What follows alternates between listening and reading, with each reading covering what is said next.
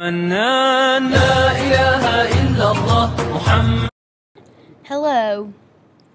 Hey! and today we are going to talk to you about Islam! So, today we're going to talk to you about how they take care of their body and how they view sexuality, live from the West Bank. So, let's get started. So, special guest here today, Kimbro. Hi. What do you normally wear on the weekends? Nothing. No, I wear like a comfortable clothing, like sweats, t-shirt. Muslims dress very modestly and they wear like very loose clothing that usually covers like their chest, their arms, their legs, everything. Muslims also wear like head covering, and the ladies or women, they wear like a scarf thing over their head, and the Muslim men wear like little like hats over their head just to like protect themselves and like look very like modest towards others. Yeah, it's even to the point, right, where the women, they can't even take off their headpieces unless it's like A a serious. serious medical thing. I'm just going around asking questions, and I was just wondering, how do you greet people? Like, hey, I don't know. Like, do you shake their hand? Yes. Do you like look them in the eye? Yeah. And what word do you usually use? Hi, nice to meet you, or something like that. Muslims also respect others in a very weird way.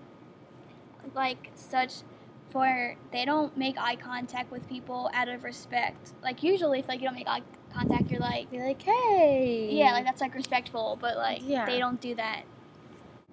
When Muslims greet people, they usually say the word Assalamu, which means peace be upon you. And another thing that is important for Muslims is that the left hand is considered unclean. So the right hand is what is the hand that they greet people or like they feed with, and they take like medicines or like handle like anything with like the right hand and never the left hand. Interesting. So I'm here with special guest Gabby, and how often do you pray? Not so often. When you do pray, who do you normally pray to? What do you pray about? You know, I'm just like, God, I need you to help me through the hard times, and thank you for the good times. That's awesome. So on top of care for the body, they always pray all the time and fast to worship, and that is a very big important thing in their religion. And they pray 5 times a day at specific times, and these prayers normally are for like good circulation of the blood, breathing, and just like general like suppleness of the joints, and just to make sure that their health is always okay. When they perform their prayers, they must perform ablution, which is the washing of the hands, the mouth, the nose, the face, the arms up to the elbows, and the feet up to the ankle. And this ritual is a type of self-purification, and they do it 5 times a day before every time that they pray, and it helps leave the worshiper clean, so that way when they're praying to God, like, they're ready to face his creator, and he's feeling clean and healthy. Special guest here, Shakti. I'm gonna ask you a question. What are your dietary, like what do you normally eat on a regular day? When I'm at home, I like to take stuff out the freezer that I can microwave and put it in the toaster oven, like pizza rolls and, just stuff that I can make easily without any effort. And at school, whatever goes for lunch. Oh, but what about the weekends? Do you eat a lot of fast food, you know? No, I disagree with the fast food area. You know, it's horrible what they do to those animals. So it is always that a healthy nutrition must be balanced in order to maintain the balance that God has established in all things and in their health. And obviously, they eating excessively will harm all of our systems, and it could lead to like uncontrolled eating habits, heart attacks, strokes, vascular diseases, all that.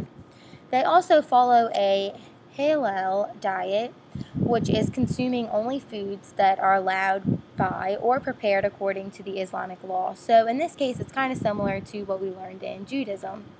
And the consumption of pork or pork products and improperly slaughtered meats, alcohol, or other intoxicants is forbidden, and it is not allowed. Yes. Okay. Hi, Ms. Rogers. Hello. I was just wondering, what are your views on fasting? Well, I'm not Catholic, so it's not required in our church. And I've done it on occasion when I was particularly concerned about something and wanted to spend some extra time kind of thinking about that and making a sacrifice in that way.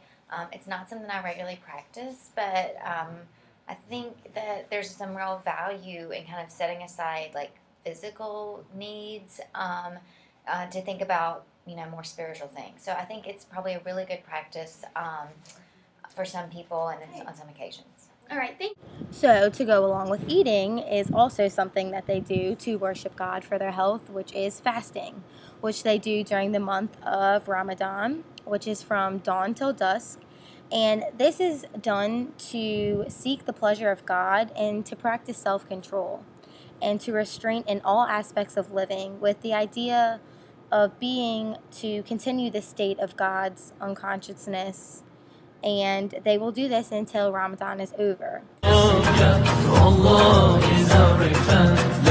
Hey, Gabby. So I was just wondering about the Islamic views on sexuality and just inform me on it. Okay, so to begin with, sexuality is celebrated as Allah, which is their God, one of his greatest gifts, but it is only to be enjoyed within marriage. Basically, premarital sex and extramarital sex is not okay. Extra lustful thoughts of another person is not okay. And obviously, homosexuality and prostitution to them is not okay, if none of that is. They are often urged to marry as soon as they can, as early in life, I guess, to make these thoughts or these actions okay, kind of. But basically, if it's a sin completely if you are to engage in any type of sexual activity with somebody before you're married. So, obviously, with all those crazy things on sexuality, they are against homosexuality. And can you tell me what they think about that? They think that homosexuality is very bad and it's actually a sin. There should never be any sexual relationship with the same gender ever. It's just not okay to them. It's Even to the point of touching their hand. Yeah, it's just not even a thought that they can just put together. Mm-hmm. And these Islamic homosexuals can never get married, and by never getting married, they cannot have any kind of sexual contact with anyone. Or even thoughts. Yeah. Yeah. They believe that God condemns homosexuals to behave like any other kind of human being and to follow God's laws if they truly believe in Him. And he or she shall resist the feelings towards the other by either going to therapies or even different kind of medicine that can help them to not like the same sex as them. And they should also pray to God for them to get over the other person that they like and to become not homosexual. Alright, thank you for watching. Hope you enjoyed it We hope you learned a lot. and really reflect on the topics that we talked about. And, have a better understanding for Muslims. Thank you. Thank you. Hope you enjoyed. Catch you later. On the flip side. Ooh, got a little crazy there. And we got 3 more days till Friday. Handshakes. Like, how do you know? Handshakes. Because they have Eye some on their contact. face. Okay. Salam. Islam. Okay, Islam. I'm gonna put the water bottle for you. Islam. So obviously, along with health. As well, because he was at LSU. Yeah. Here with special guest Brittany. Say hi. Hi. How often do you? Recording right now? Yes, Mr. We're doing a project. Yes. Hey, Gabby. Hey again. Don't say that. Oh, damn. As Islam. I feel like a handstand ad and be like, say Islam in the handstand. Yeah. No. Special guest here, Gabby. Hello. I'm Gabby too. Okay.